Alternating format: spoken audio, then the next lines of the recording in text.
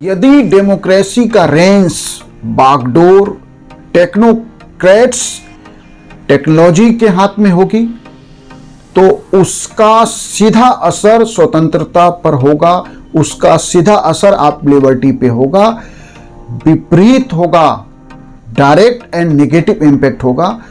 क्योंकि व्यक्तिगत स्वतंत्रता की परिभाषा टेक्नोलॉजी बदल रही है। आज टेक्नोलॉजी एडेड लिबर्टी की बात हो रही है।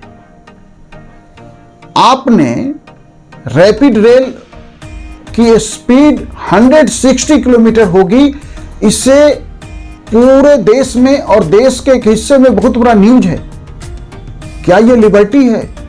क्या यह ह्यूमनिज्म है? क्या यह मोरलिटी है? आज डेमोक्रेसी के वो सारे फंडामेंटल्स, जस्टिस, लिबर्टी, इक्वलिटी की बात नहीं हो रही। रैपिड रेल 160 किलोमीटर के स्पीड पे चलेगा। पूरा समाज टेक्नोलॉजी ड्राइवन माइंडसेट की तरफ जा रहा है। आपको कुछ कहना है तो डिजिटल प्लेटफॉर्म पे जाकर ही आप कुछ कह सकते हैं। आज पब्लिक के बीच आप सोचिए कि कबीर को अपनी बात समाज तक पहुंचाने के लिए किस डिजिटल प्लेटफॉर्म की आवश्यकता पड़ी, तुलसीदास को किसकी जरूरत पड़ी, मीराबाई को किसकी पड़ी, चैतन्य महाप्रभु को, शंकराचार्य को, महात्मा बुद्ध को, महावीर को, इनमें से किसे अपनी बात लोगों तक कहने के लिए डिजिटल प्लेटफॉर्म चाहिए था। आज देश का टॉप लीडरशिप भी पब्लिक के साथ कुछ संवाद करना चाहता है तो कहां जाके कर रहा है? डिजिटल प्लेटफॉर्म पे। ह्यूमन ऑटोनॉमी के लिए टेक्नोलॉजी एक बहुत बड़ा खतरा है, यह समझना पड़ेगा। ह्यूमन ऑटोनॉमी को निगल जाएगी टेक्नोलॉजी, और एआई, आर्टिफिशियल इंटेलिजेंस तो ह्यूमन के लिए, फ्रीडम के लिए, लिबर्टी के लिए, जस्टिस के लिए, इक्वलिटी के लिए तो बहुत बड़ा खतरा है। यह इतनी बड़ी खतरा होगा, यह इतना बड़ा खतरा हो जाएगा कि हमारी सोच रोबोटिक हो जाएगी। हम एक दूसरे की बातों की इको कर रहे हैं, आज प्रतिध्वनि कर रहे हैं। या यदि हम लगातार टेक्नोलॉजी पे डिपेंडेंसी बढ़ाते जाएंगे, टेक्नोलॉजी को ही माई बाप सब कुछ मान लेंगे, तो परिणाम क्या होगा कि हम सब एक दूसरे का ही इको करते रहेंगे।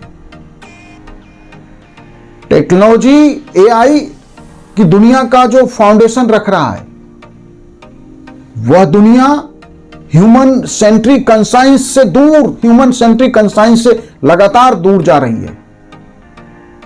आज ह्यूमन माइंड टेक्नोलॉजी कंसाइंस की तरफ जा रही है। क्या ह्यूमन माइंड टेक्नोलॉजी कंसाइंस से गवर्न हो सकता है? आज टेक्नोलॉजी हर कुछ डिसाइड कर रही है। एक गारमेंट्स के एड पे मैंने देखा, लिखा हुआ है AI, artificial intelligence added texture.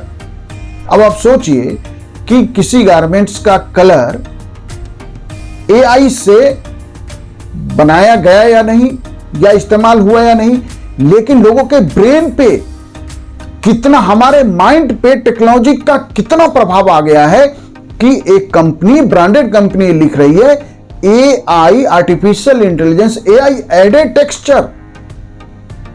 इसका मतलब है कि वो कंपनी ये मान रही है कि इस एडवर्टाइजमेंट से, इस पंच लाइन से लोग उसके गारमेंट्स को बेहतर शेड या बेहतर कलर या फैब्रिक्स का मानेंगे।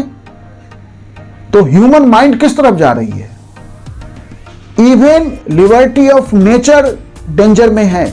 टेक्नोलॉजी के साथ लिबर्टी ऑफ नेचर डेंजर में है। Nature of fundamental right cursed हो रही है, कुचल दिया जाएगा, कुचल रहा है, क्योंकि टेक्नोलॉजी की अपनी दुनिया होती है। टेक्नोलॉजी हर समय पावरफुल लोगों का, इन्फ्लुएंसर लोगों का, कॉर्पोरेट वर्ल्ड का, वर्ल्ड के इकोनॉमिक टॉप क्लास के हाथ का खिलौना है। आम आदमी के माइंड के साथ खेला जा रहा है। इसमें टेक्नोलॉजी जरूरी है। आप सोच के देखिए कि महात्मा गांधी की कई बार इसलिए आलोचना की जाती है कि महात्मा गांधी इंडस्ट्रियलाइजेशन के खिलाफ थे। यदि आपने ठीक से महात्मा गांधी को समझा हो या समझना चाहते हैं तो समझिए कि महात्मा गांधी इंडस्ट्रियलाइजेशन के खिलाफ नहीं थे। महात्मा गांधी वहां इंडस्ट्रियलाइजेशन के खिलाफ थे जहां वो ह्यूमन हाथों से रोजगार छीनता हो, या उन बातों में जहां मशीन की आवश्यकता नहीं है। तो महात्मा गांधी ये बात जानते थे कि इंडस्ट्रियलाइजेशन अंततः टेक्नोलॉजी की दुनिया में मानव को ले जाएगा और ह्यूमन माइंड कंट्रोल कर लिया जाएगा, ह्यूमन माइंड को डिसाइड टेक्नोलॉजी करने लगेगी। शायद महात्मा गांधी ने यह बात बहुत पहले समझा होगा, तभी उन्होंने इस अंध इंडस्ट्रियलाइजेशन का विरोध किया था। इस अंध इंडस्ट्रियलाइजेशन से दुनिया कहां पहुंच गई है, यह समझना है हमारे देश के लोगों को। अभी तो हम इंडस्ट्रियलाइजेशन के उस एज में आए नहीं हैं जब आप यूरोप की तरह का इंडस्ट्रियलाइजेशन, लेकिन हमारे देश के अंदर हमारे माइंड पे कितना असर टेक्नोलॉजी ने डाल दिया है। आर्टिफिशियल इंटेलिजेंस को आज माध्यम बना के चीजें बेचने की कोशिश की जा रही है। हमारी सोच को यदि बना के रखना है, इस डेमोक्रेसी को बचा के रखना है, तो टेक्नोलॉजी का एक लिमिटेड रोल ही आपके जीवन में होगा, तभी संभव है। Thank you.